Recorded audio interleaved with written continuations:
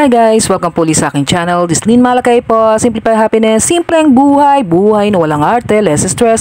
Join me guys sa aking simpleng vlog for the day. Isang magandang buhay po sa ating lahat.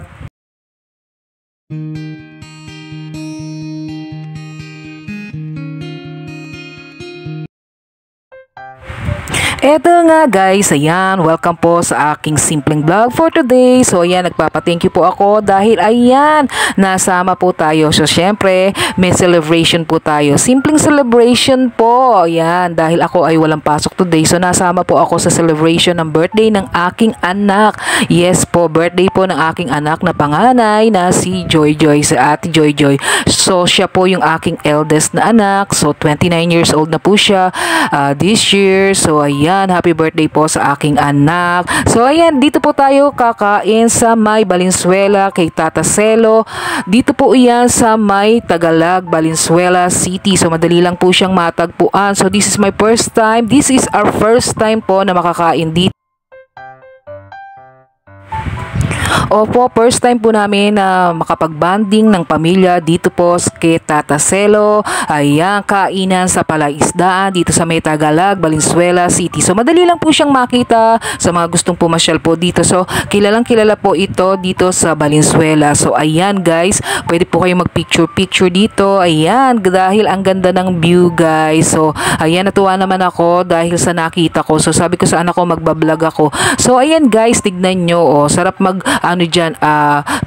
picture, mamasyal, magbanding-banding kasama ng pamilya dito. Yan sa may mga tulay na kawayan na iyan. Tignan nyo guys. Oh, ang ganda, diba? So, itong lugar nito is perfect para sa yan, sa may mga celebration. So, kaya ayan, dahil may mga view pa na paganyan. Tignan nyo, oh, yung aking anak ayan, enjoy na enjoy siya mag-walking dyan. So, ito naman yung pinakaloob niya guys. So, ayan, doon po sa may palaisdaan, meron po doon mga kubo na pwede pong pagkainan. So, pwede po doon. So, binigyan po kami ng place sana doon. Kaya lang po, maliit, masikip. So, dito na lang po namin pinili yan, ang aming pwesto dito sa may loob. So, yan. Ito yung in-offer nila sa amin, guys. So, ayan, kami ay 12. 12 kami sa pamilya na, ayan, kasama po dito sa celebration ng aking birthday ng aking anak. So, yung mga, ayan, yung mga kapatid ko at pamangking ko, kasama ko po iyan. So,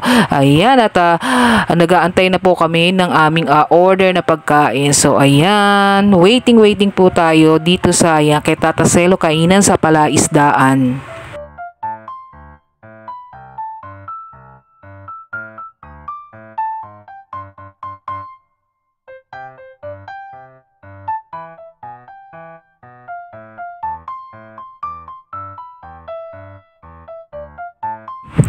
So, ayan guys, ang sarap ng food na in-order ng aking anak. So, since long table nga po kami, tigda dalawang po yung in-order niya. Dalawang order, dalawang plato kada kada menu guys. So, ayan, sinigang na baka guys. Ang sarap niya guys, chop suey, at syempre, ayan yung ating calamares. So, may mga in-order pa po siyang iba, yung manok, ayun, ang ating fried chicken. So, syempre, meron din tayong mga dessert dyan na in-order. So, sulit dahil ang sarap ng aming kainan. So, ayan yung sisig niya guys. Ang sarap, ang crunchy nung kanyang sisig at ang chicken. Ayan, nagustuhan po ng aking anak. So, yan yung aming simpleng celebration. So, syempre, sagot ng may birthday celebrant. So, ayan.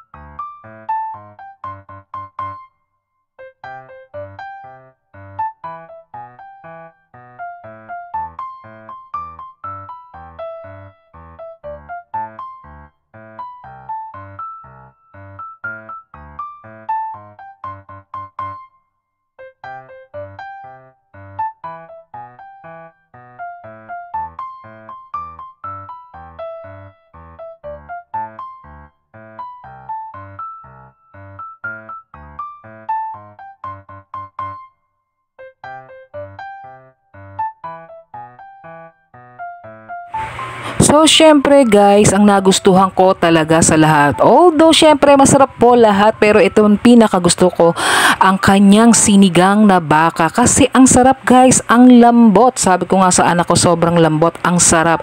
So, kita niya, no, naubos na. So, dalawang ganyan yung in-order niya guys.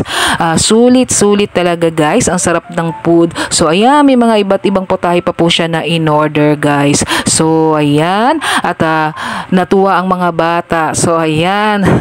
Ito na yung pinaka-dinner namin. So, sabi ko, kain na ng busog at pagdating sa bahay, mamahinga at matulog na. Ayan, galing nga po ako ng night duty. So, ito naman ang kanyang pinaka-view na pagdating ng gabi. Ang ganda. Sulit. Ang ganda ng mga pailaw, guys. So, napaka-sarap mag-banding dito, guys. Kasama ang inyong pamilya. So, ayan.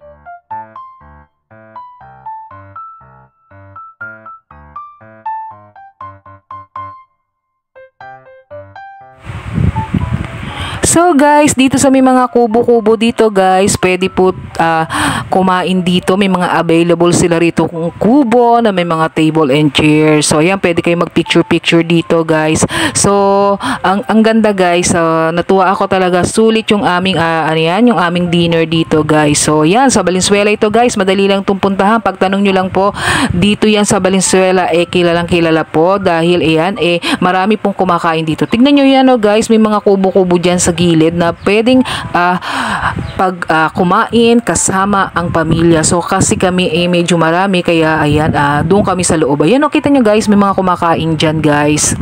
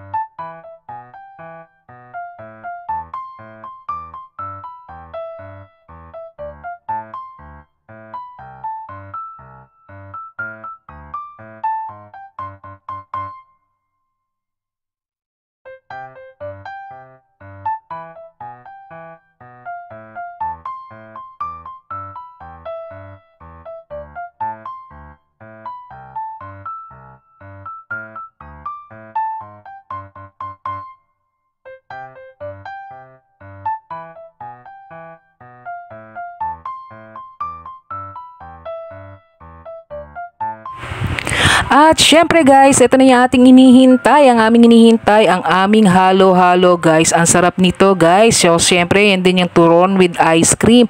Ang sarap, sulit talaga guys. Okay lang ako, tama lang po yung tamis ng halo-halo. So nagustuhan ko po siya, nagustuhan din po siya nung aking isa pang anak. So yun, enjoy na enjoy ang mga bulilit sa ating dinner for today na may kasama pa na dessert na masarap. So yan, after eating, so ayan, dapat wag namang iwan na kalat-kalat ang lamesa. So ayan, sinisinop namin kahit paano mabawasan yung kalat ng ating table. Sinisinop namin ayan after eating. So ganyan. So yan, dapat pakita natin yung ganyang